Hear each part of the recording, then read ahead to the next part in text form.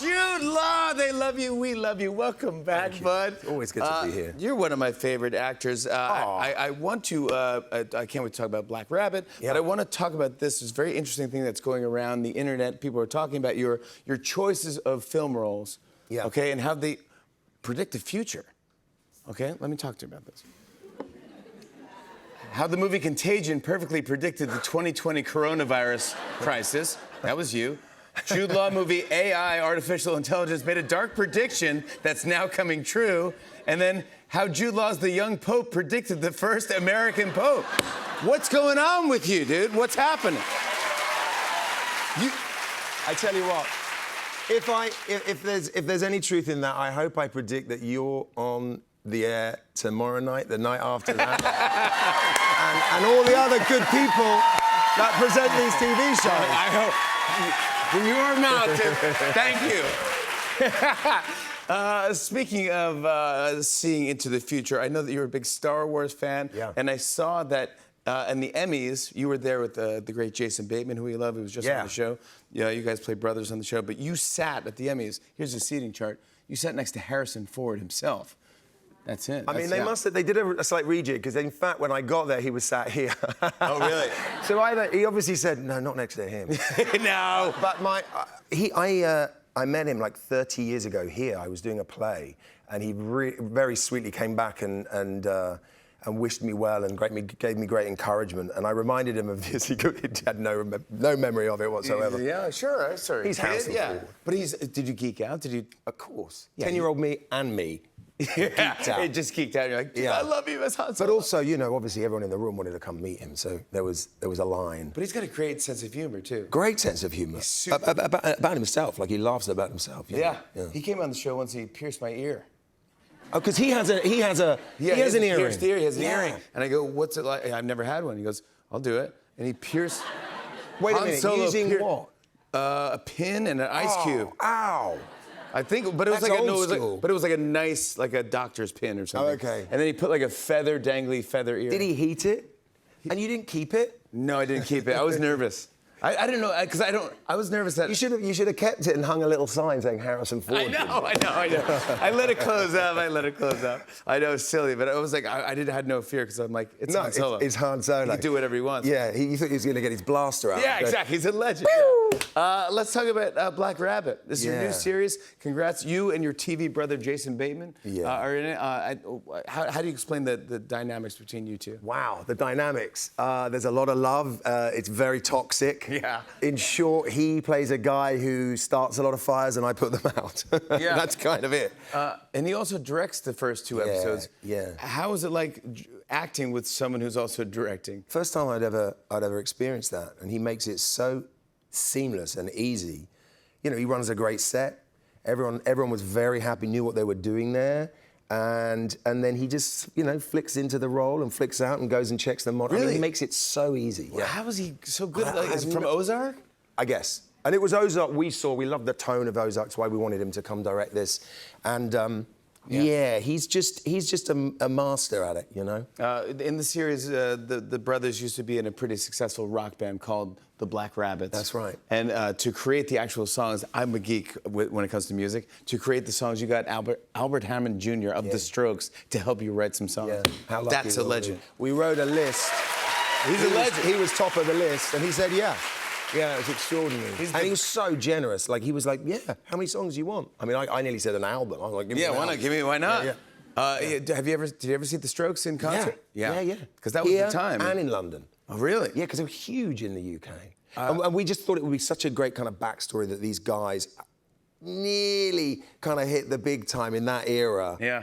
You know that great book, Meet Me in the Bathroom? They made a documentary of it. Fantastic. I'm in that. I mean, are you? Yeah, I didn't remember. I opened for The Strokes. I was in a what? Yeah, I was in a band.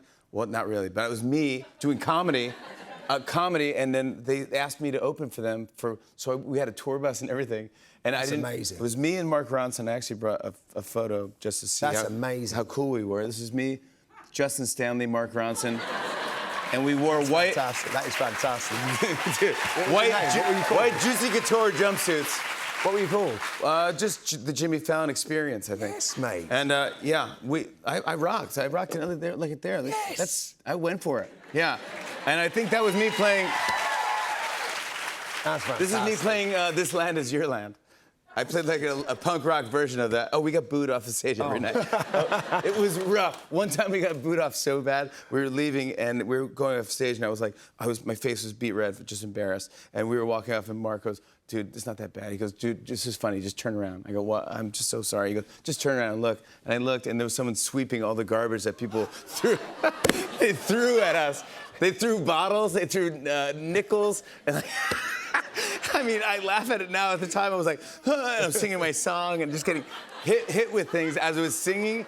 No one wanted to see us. Why did the Strokes asked you? Because they thought, wanted to see me get tortured. Everything's going to get better. Anything's gonna be better than me. Yeah, I'm a great warm-up. No, they just were fans of the show, of SNL and stuff. They're like, hey, I know you have a comedy album. Come open for us. They were the nicest guys, and we had the greatest time ever. And they never asked me to open for them again. Playing, right? They're still Oh playing. yeah, they're the greatest. Yeah, but dude, I also got jealous of you because you were in Paul McCartney's music video, Queenie Eye. That's right. Who's one of my idols. I love Paul McCartney. Yeah. But so what happens when you get that phone call, Paul McCartney? You say yes.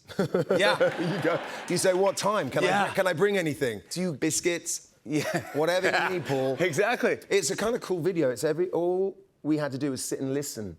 And he got some amazing people in. I remember Johnny when you Depp see was it, in there. Johnny Depp's in it, Meryl Streep's in it. Meryl Streep is really going for it, dancing. And then I think I didn't quite get the idea, and then I'm basically just going. Yeah, you're playing it really cool. Everyone else is going for like, wah! I didn't realise they were going to kind of intercut us. I was just really. No, you nailed it because you are. Come on, you're cool. You can't help it. No, I should have let rip a bit. How do we set up what's going on with Black Rabbit? These two brothers get themselves into a lot of trouble. All sorts of mischief. Yes. As we would say in England. No, so these two brothers. I play Jake. He runs a very hot kind of night spot in Lower East Manhattan. Mm-hmm. His brother Vince, who's a charismatic, chaotic fire starter, as I said, can't seem to escape trouble, comes back into his life, and everything starts to fall apart. And it's very edgy. It's got a kind of thriller aspect and a real propulsion, and it's got a mystery twist. And really, at its heart, honestly, I think it's about the love these boys have for each other, these guys have for each other, and how far you go for that. But it's good, and there is great twists. When you watch it, you're like, oh, wait, great twist and great music. And because off the back of that kind of the idea that they were in a band, we've got some really good needle drops in it. New bands and bands from that era. Oh, God, it's great. I want to show a clip. Here's Jude Law and Jason Bateman in Black Rabbit. Take a look. It's a rental, and I'm 4 months behind. Yeah. What's that mean? Pay your bills. Why don't you sell that sweet whip you've got? What sweet whip? The Jag, it's falling apart. The electrics are shot. Rear windows don't work. I'd get what? 4 grand, 5 grand. Okay. Jake's broke? Come on. You broke?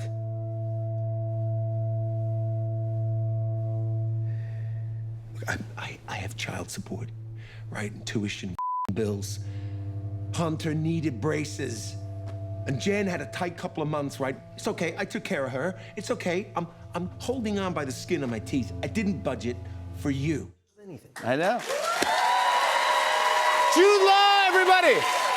Black Rabbit is streaming now on Netflix. We'll be right back with more Tonight Show. Stick around.